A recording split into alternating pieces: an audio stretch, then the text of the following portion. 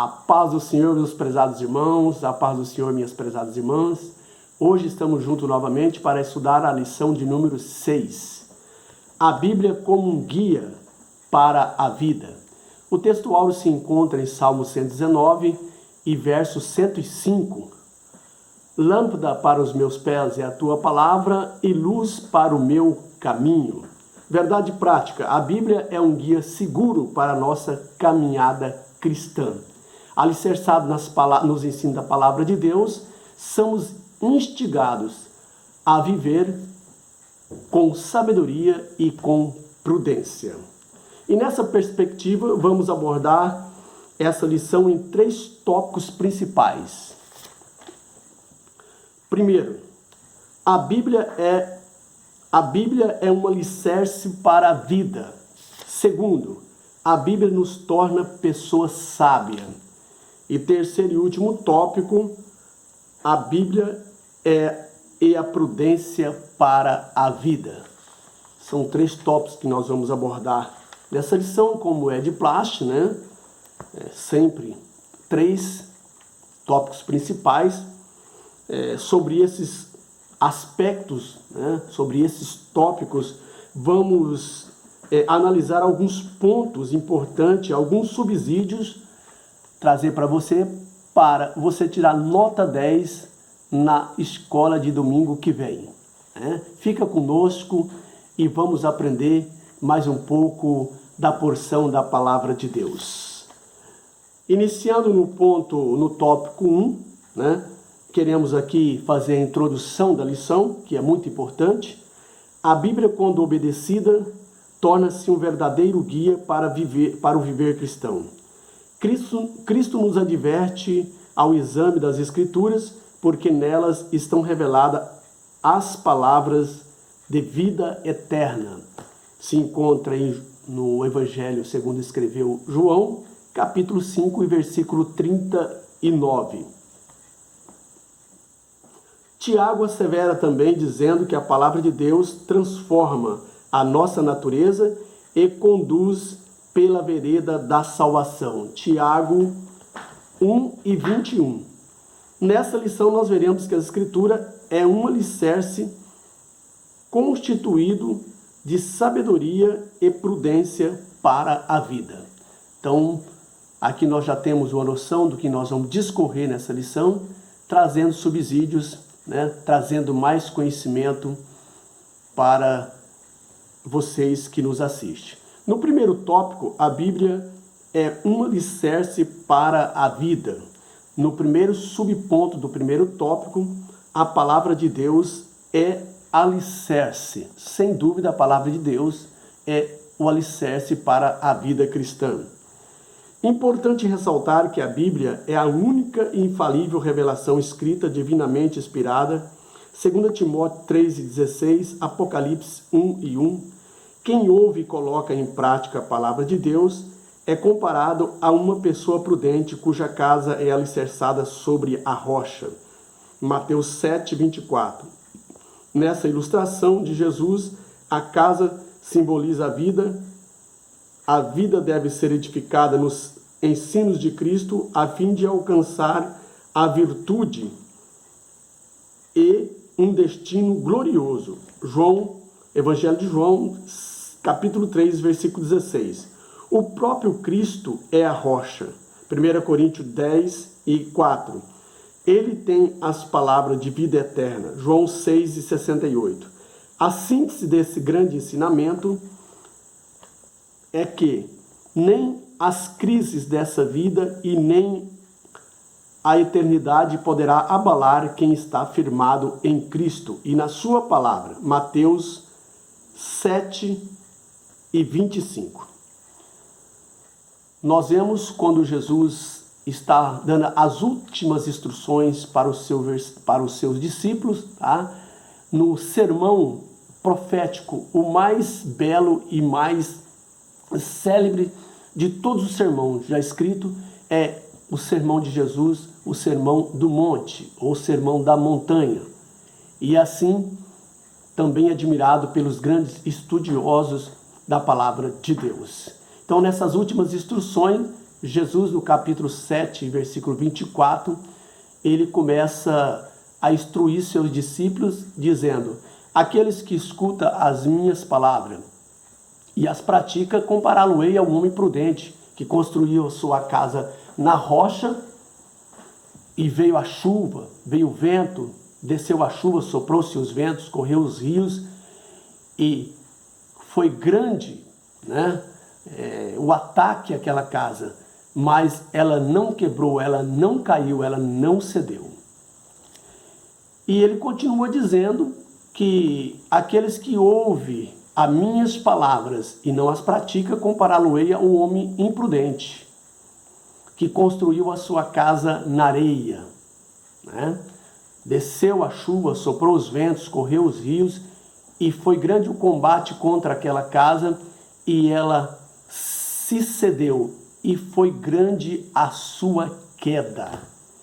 Então Jesus assevera os seus discípulos, né, a construir a sua casa na rocha. E aqui nós vamos ver os símbolos de cada item dessa parábola em que Jesus nos traz, no livro de Mateus, capítulo 7, versículo 24. Nós temos aqui: a casa simboliza a vida, como diz, né, o nosso comentarista. O vento, a chuva e os rios simboliza os tempos difíceis, né, perseguições, doenças, né, calúnias, né, defamações, né, sofrimento, adversidade sobre a vida, né, desses dois personagens. Então, aqui nós vemos que a diferença entre um e o outro foi o fundamento da casa ou das casas. Uma foi fundada, né, edificada na rocha, e a outra na areia. Mas ambos tiveram as mesmas adversidades. As mesmas adversidades veio sobre os dois. Tá? Então, o homem prudente, o que aconteceu com o homem prudente também aconteceu com o homem imprudente. Porém, aquele que construiu a casa, né, alicerçado na palavra de Deus, ela não cedeu, porque nós devemos construir a nossa casa alicerçado na palavra de Deus, a nossa casa espiritual, né? E Cristo é a rocha na qual nós devemos edificar a nossa casa espiritual. Então, ambos vieram adversidades, mas a diferença estava no fundamento, estava no alicerce. Se a sua vida estiver alicerçada na palavra de Deus e em Cristo Jesus, edificada na rocha que é Cristo Jesus, então a sua casa não sofrerá dano nenhum. Mas se, infelizmente, a sua casa estiver edificada sobre areia, a ruína, né, a queda vai ser muito grande. E Jesus nos assevera, né, ensinando primeiro aos discípulos e, consequentemente, a nós, no século 21, a respeito de nós estarmos alicerçados na palavra de Deus. Avançando para o segundo ponto, ou o segundo subponto do primeiro tópico. A palavra de Deus é luz. O Salmo declara que a palavra de Deus é lâmpada para os pés e luz para o caminho. Salmo 119, verso 105. Significa que a Bíblia possui orientações para cada passo de nosso viver e instruções para todo o curso da nossa vida. Pedro fala da palavra como uma luz que alumia em lugar escuro, 2 Pedro 1:19. Quer dizer que a luz das Escrituras dissipa a escuridão espiritual e nos conduz em segurança pelo caminho da vida eterna. Cristo disse: eu sou a luz do mundo, quem me segue não andará em trevas. Evangelho segundo escreveu João, capítulo 8, versículo 12. E Paulo ensina que devemos andar como filhos da luz. Efésios 5:8. Isto é, afastado da prática do pecado. 1 João 3:16. Então nós vimos aqui, nesse segundo subponto, né, que a luz serve de orientação para os atos diários de nossa vida, evitando os perigos diários do nosso viver. Então, esse farol, essa luz, que é a palavra de Deus, ela nos ilumina para nós ter um viver diário diante do nosso Deus, né? Sem cometer erros, evitando aquilo que desagrada a Deus. Então, ela é um farol, ela alumia, né? Ela clareia a nossa vida para nós termos um viver, né, diário na presença de Deus. Avançando para o terceiro subponto do primeiro tópico, a palavra de Deus é imutável. Tá? Tendo a inspiração divina como pressuposto, ratificamos novamente que a palavra de Deus é a nossa autoridade final de fé e prática. 2 Pedro 1:21. A Bíblia difere de outros livros porque seus ensinos são fidedignos e confiáveis, não erram e nem falham. João 10:35. Desse modo, o texto bíblico permanece inalterado. Mateus 13:31. Por conseguinte, os princípios bíblicos têm aplicação hoje, assim como tiveram antigamente. Isaías 55:11. Os padrões da ética e da moral cristã não sofrem mudanças. 1 Pedro 1:20.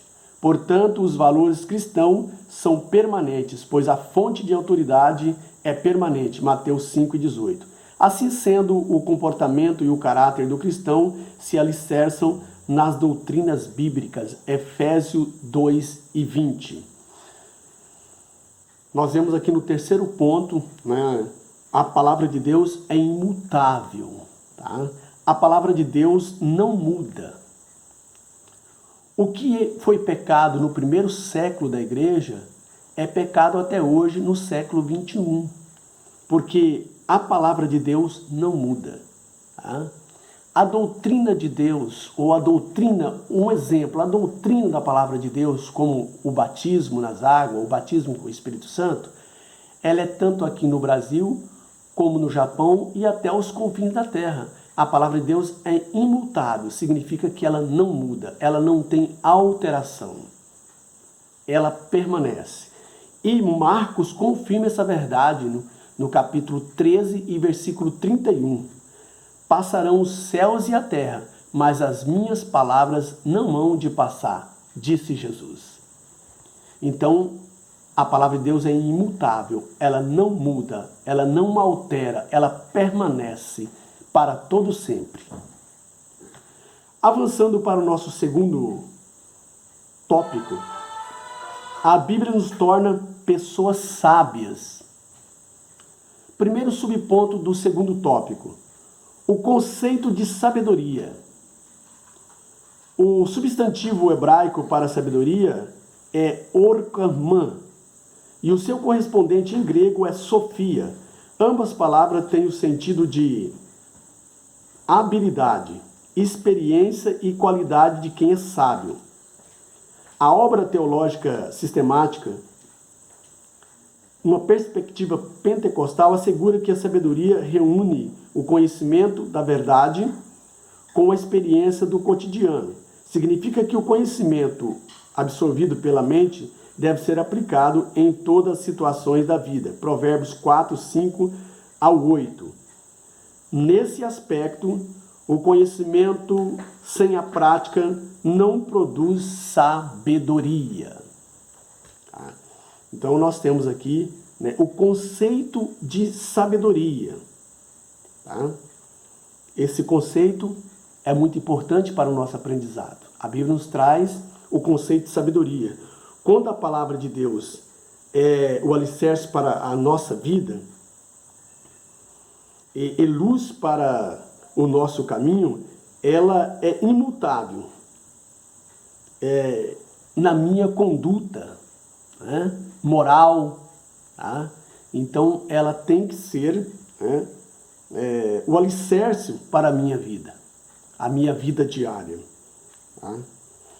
Então, existe um provérbio muito importante, e eu posso dizer que, em outras palavras mais simples, um ditado, que o inteligente aprende com os seus erros, mas o sábio aprende com o erro do inteligente. Significa que dificilmente o sábio vai errar. E quanto mais você obedece à palavra de Deus, né? Quanto mais você estuda a palavra de Deus, você fica mais sábio, porque o temor do Senhor é a nossa sabedoria. Né? E quem ganha alma, quem evangeliza, sábio diz a palavra de Deus. Então, aqui é um conceito de sabedoria. Tá? A sabedoria não é para aqueles que têm muito conhecimento. É importante ter conhecimento. Mas o conhecimento, ele tem que ser sabido usar. Ou seja, tem que usar o conhecimento com sabedoria. Tem pessoas que é iletrada e é sábio. Tem as experiências na vida.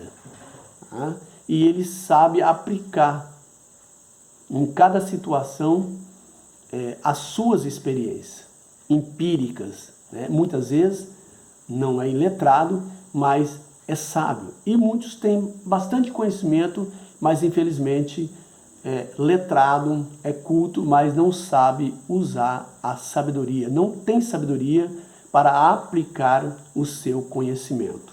Então é muito importante esse conceito de sabedoria.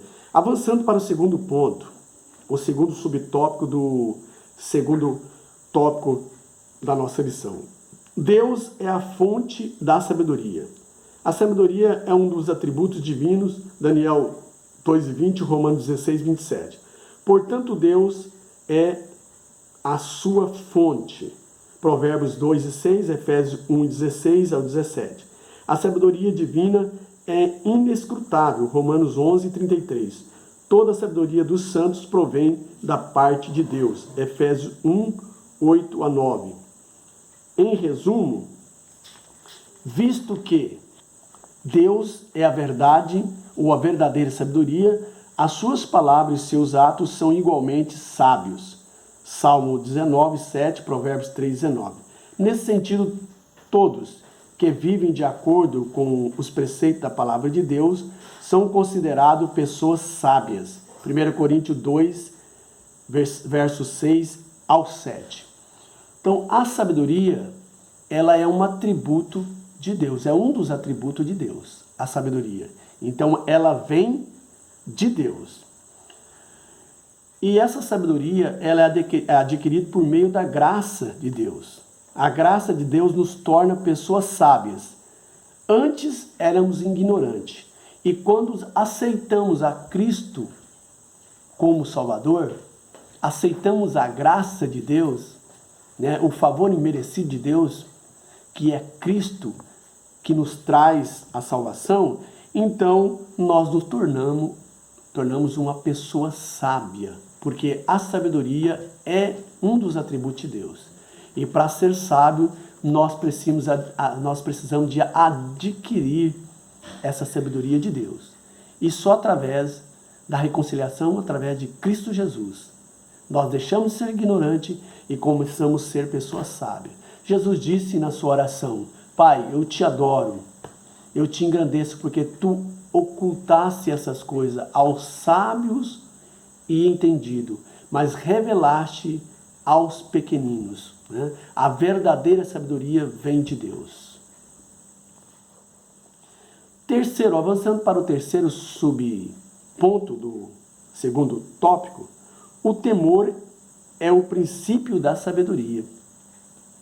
A Bíblia registra que o temor do Senhor é o princípio do saber. Provérbios 1:7.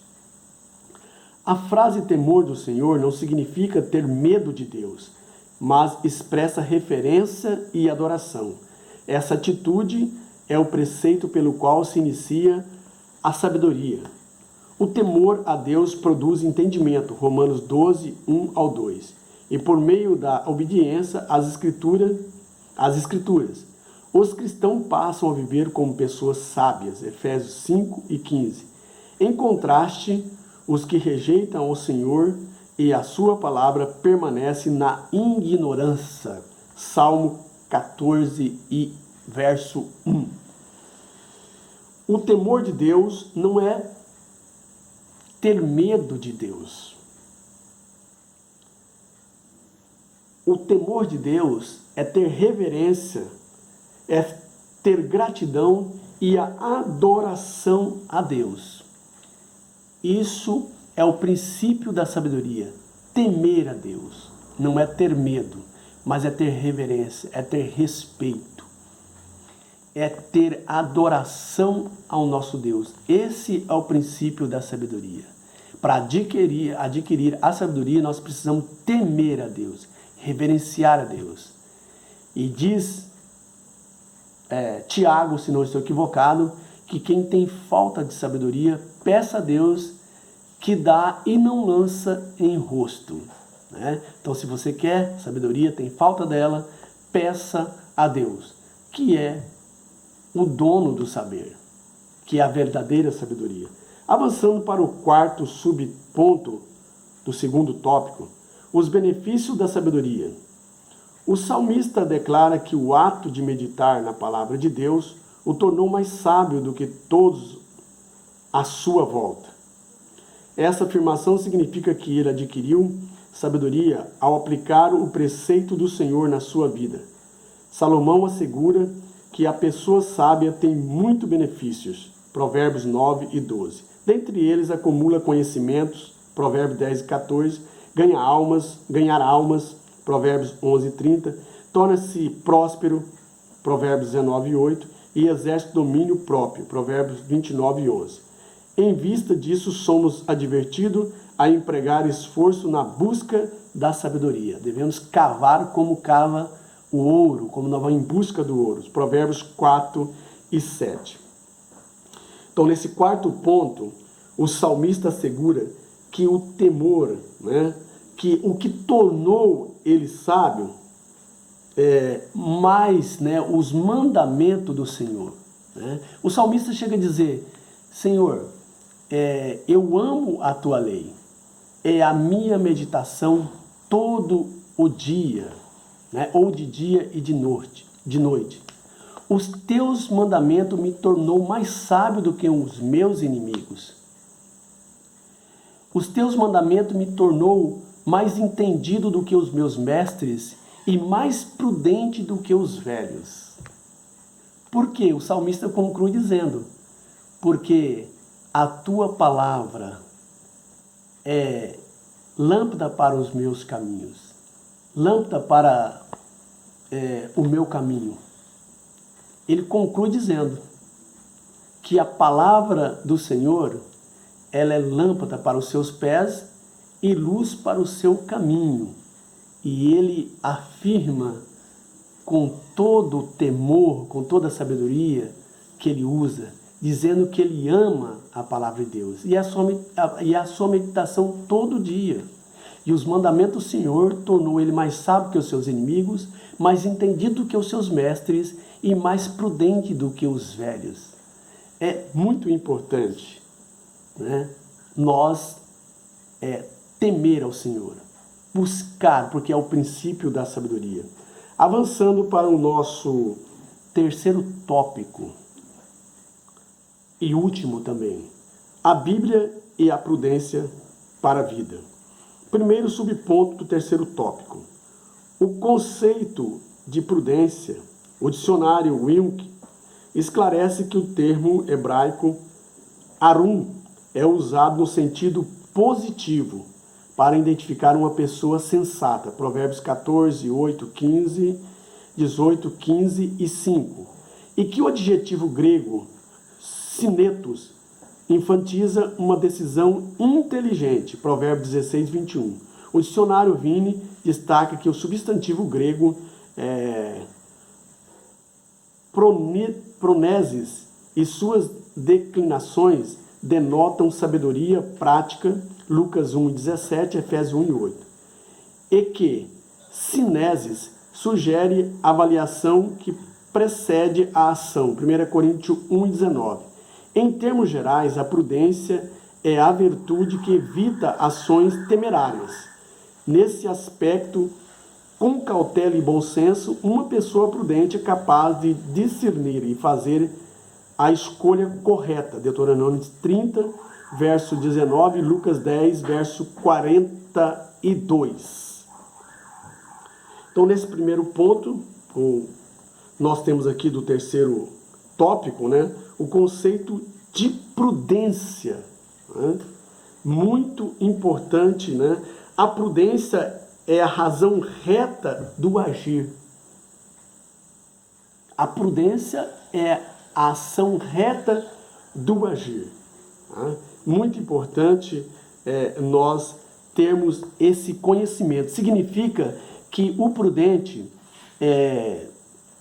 ele coloca em prática a sabedoria. E o próprio do homem prudente colocar em prática a sabedoria. É a capacidade de deliberar em vista de um fim ou de um certo fim. Assim, a pessoa prudente faz boas escolhas e não age de modo a temer ou de modo temerário. Então, aí nós temos um conceito da prudência.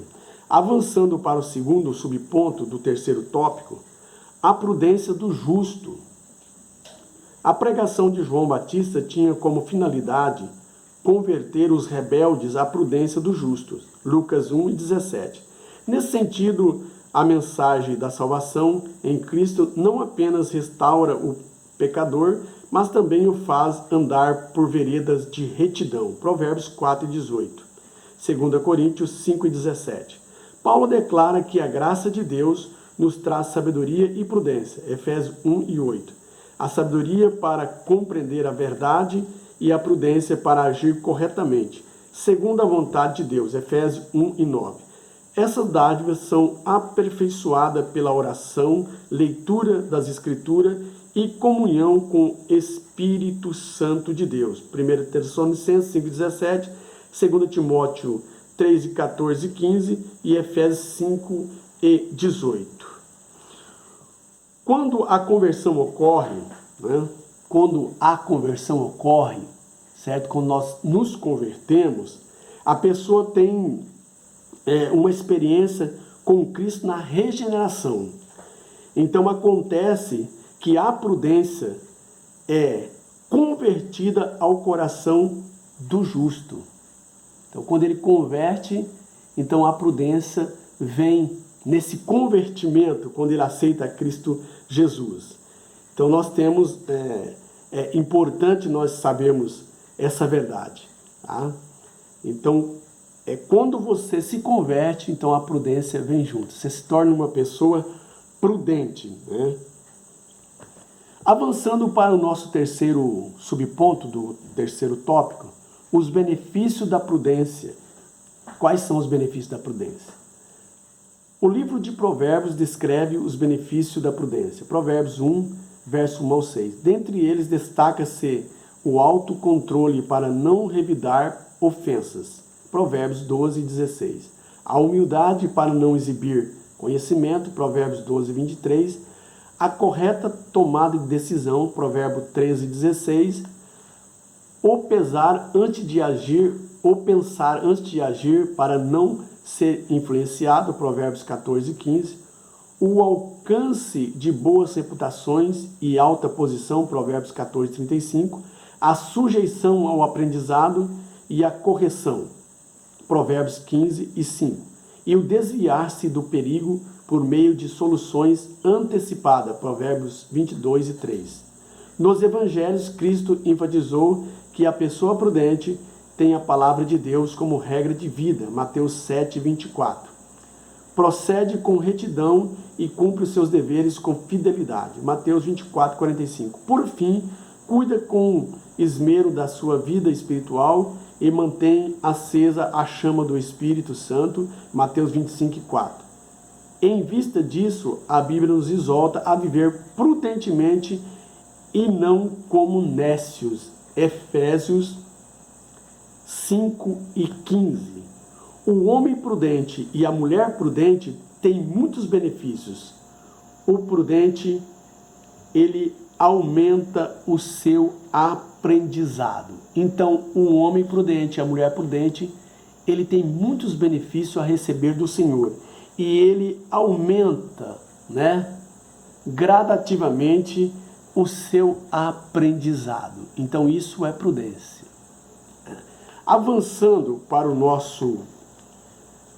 a nossa conclusão, finalizando a nossa lição, a nossa conclusão diz assim: a Bíblia é um guia seguro para a nossa caminhada cristã. O texto sagrado aponta para Cristo, o único caminho que leva à vida. Mateus 7 e 14. Nessa nobre tarefa, a imutável palavra de Deus anuncia o caminho que devemos trilhar. Assim, por meio da obediência às Escrituras e o temor a Deus, recebemos sabedoria e prudência em nosso andar